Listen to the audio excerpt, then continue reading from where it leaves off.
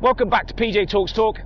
I'm PJ, and this video is all about the stunning 911 GT3. And this one is a 992 Gen 1 edition.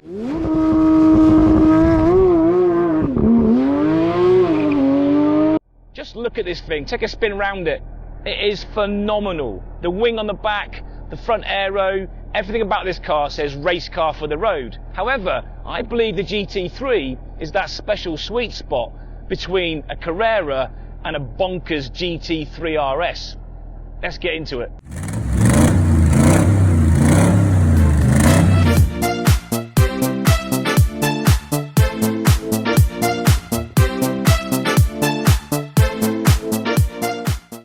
Right, out on the open road in the Porsche GT3, and unless you've been living under a rock for the last 20 years, you'll know that the Porsche GT3 is an amazing car. There's been bazillions of reviews on this car, but this is the first time I'm getting my hands on the new generation of GT3. I've driven a 997, I've driven a 991. So, what do I think about this thing? Well, already I'm completely smitten.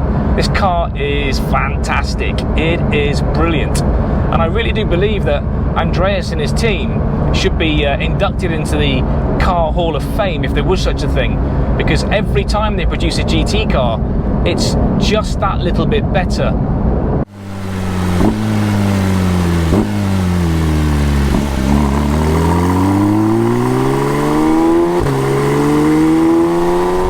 So what have we got on the GT3 strapped to the back? The big noise generator is a wonderful 4-litre flat-six Porsche engine, which revs out to 9,000 RPM. However, if you rev it out to 9,000 RPM, you're going to be going to jail for 9 years because you will 100% be speeding. It's producing 502 brake horsepower at about 8,400 RPM and producing 346 pound-foot of torque, which is pretty impressive. 0 to 60, well, that'll take you about 3.2 seconds, Porsche say. However, I know that that's a lie. This car is a little bit faster than that. I reckon more like 2.7, 2.8 to 60 or 100 Ks, which is actually 62 mile an hour. But 0 to 60 pound-foot and horsepower aren't the most important thing about what I believe to be road cars, because it's not really about that. It's about driver engagement, and it's about being able to use all that horsepower on the normal roads. Let's face it, you don't spend much time on track, you spend way more time on normal roads. But what can we say about the engine? Well, it's freaking brilliant. Simple as that. Porsche make a wonderful 4-litre flat-six.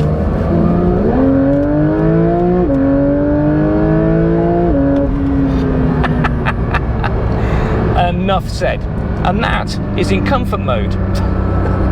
Okay, we'll go on the driver modes in a minute, but that was literally in comfort mode with everything turned off in the softest setting this car's got.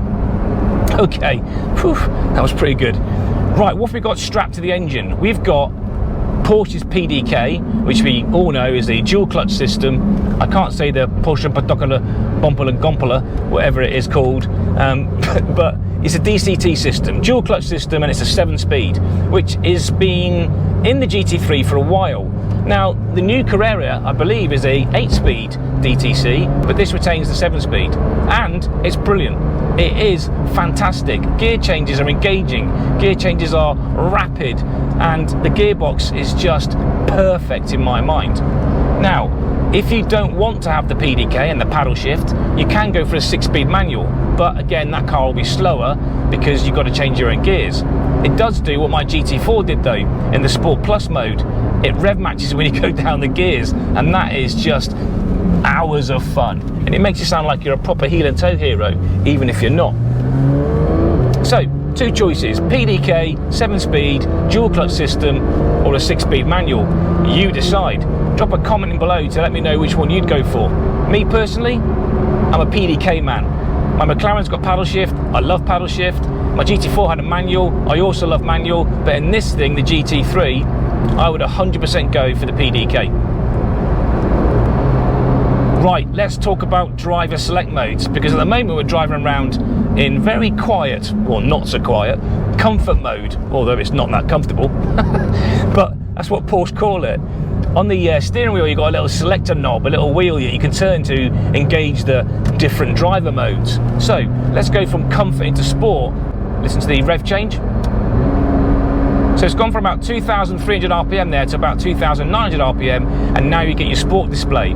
I'll talk about the display in the interior in a separate video. This is all about the driving experience, this video. Anyway, driver display changes to a more track-focused, race-focused type setup. Your temperatures, your tyre pressures, and the tacho in the middle obviously increased in rev slightly. Engine note changes as well, because now you've got the sports exhaust is kicked in. So let's just see what it sounds like going down the gears.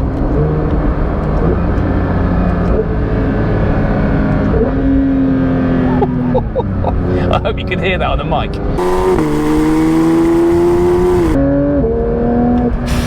Jesus Christ. Yeah, a big difference. Engine response is way quicker.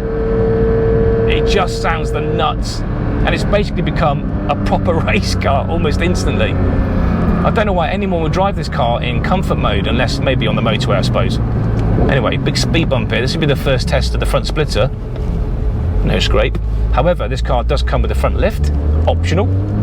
And in the UEE, it's definitely needed. Let's just go around this roundabout quickly.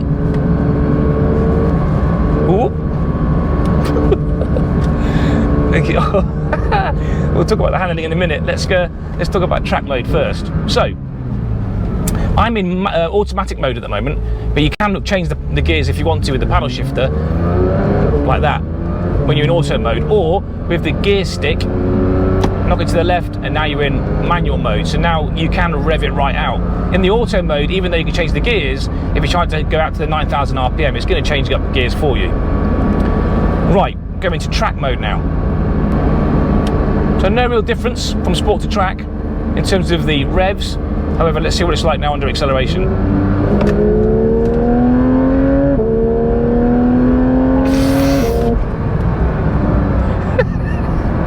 Okay, yeah, different again. Oh my God. This car just takes your breath away. Stop talking, I can't even think. Wow. Such an impressive car. Bear in mind, you know, I'm a McLaren owner. I drive my McLaren regularly. I've got 14,000 kilometers on my McLaren. And that car is just bonkers super quick. But this is just aggressive. It's track orientated. And the way it just produces power and accelerates is mental. Right, track mode. We're staying in track mode for the rest of the video. This is now the mode and in manual. Right, paddle shifters. Really nice mechanical feel to the paddle shifters. Right for up, left for down. The fact that they're on the steering wheel is something I really like. That's where paddle shifters should be on the steering wheel, so you'd have to take your hands off the steering wheel to, like in a Ferrari, and try and change the gear, and a Lamborghini. I like both, to be fair, but I think my preference would be on the steering wheel. However, the Porsche doesn't have what I really love about the McLaren, and that is they're not on a rocker system. In the McLaren, it's a rocker system, so you can change up and down with one hand. In the Porsche, you have to use both hands.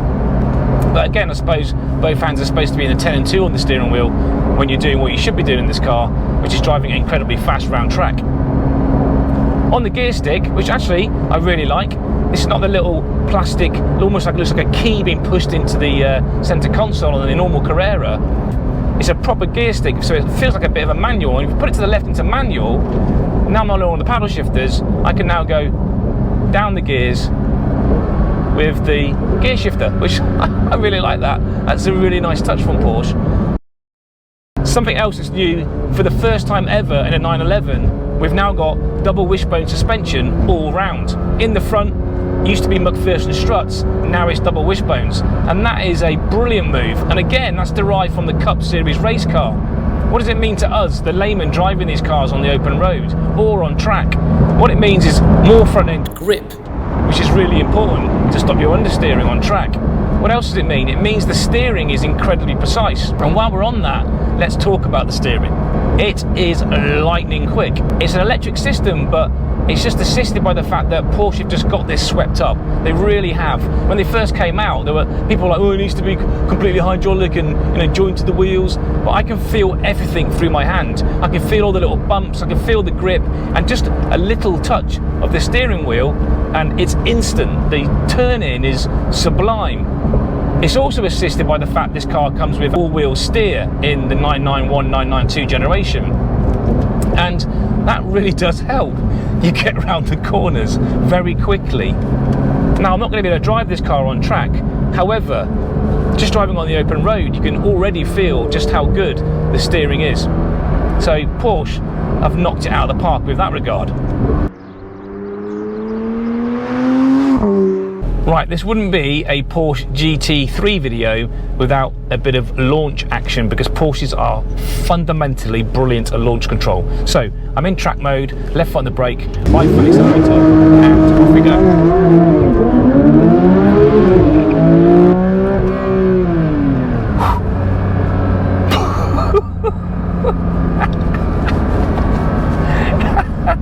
I'm only going to do that once because this is not my car. That was that was incredible. Wow, holy Christ. Okay, so launch control, tick.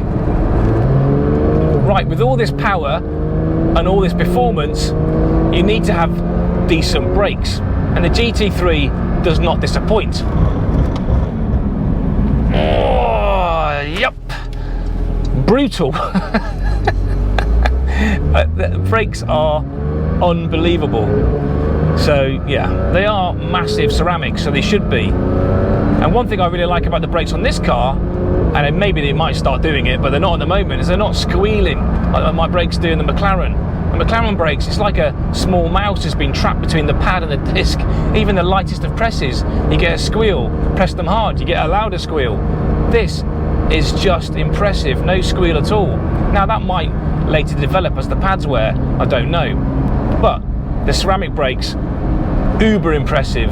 The pedal will never get long on track, and that's the whole reason for having them. So we've already spoken a little bit about the handling. Let's do a little bit more of that.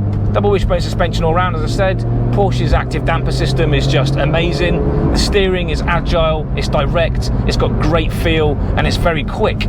It's a very fast steering rack. Reminds me a little bit of some of the Ferraris I've driven.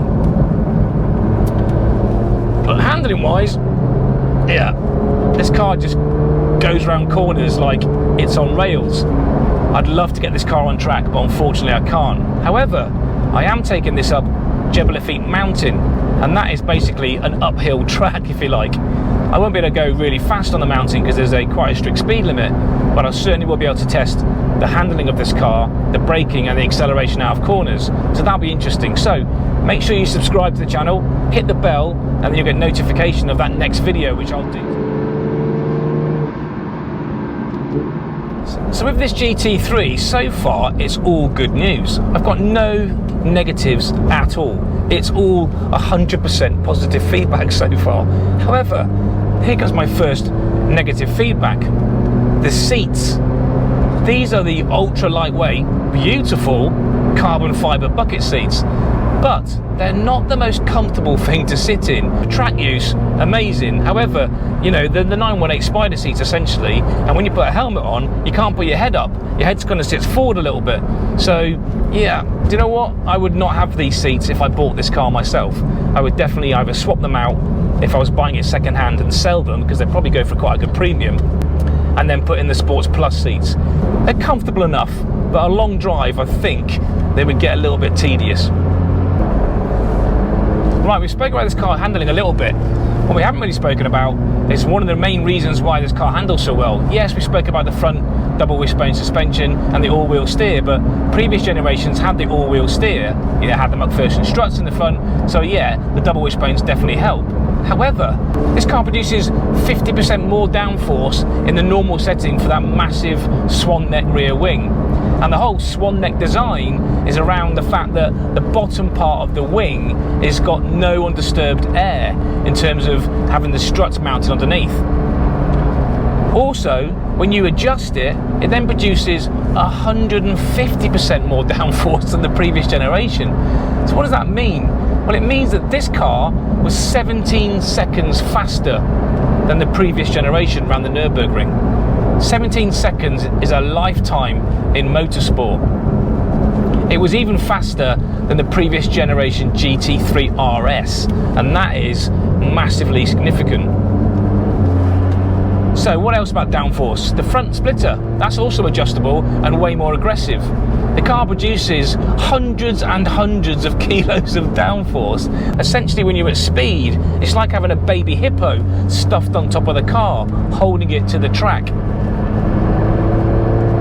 So I guess if we had to sum up this car, I think the best way to sum it up is, and again it sounds clichéic, but this truly is a race car for the road.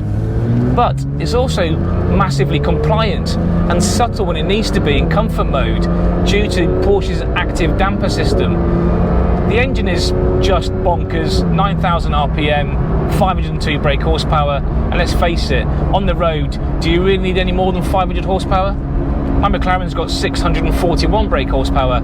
I never use that unless I'm on track. But yeah, just a sublime, individual, throttle-bodied, straight, flat 6 beast of a 4-litre engine. It's just unbelievable. Listen to it. Listen to the noise it makes. So handling is just incredible. The engine's incredible. The way it goes around putting its power down is incredible. The driver engagement is just the best, I think, on the market. I really do think Porsche, their driving engagement and how these cars, how they handle on the road, is just, they are the leaders. They really are the leaders of the pack. So the GT3 is faster, sharper and more capable than ever before, but it keeps its raw analog magic that makes the GT3 so special. So whether you take it to the track or just enjoy on the road, this is a machine that delivers an experience like no other. It truly is a celebration of what makes driving great. Hey, if you enjoyed this video, please subscribe. Hit the bell as well for the coming mountain drive I'm doing in this GT3, because it's going to be epic. But until then, stay safe. See ya.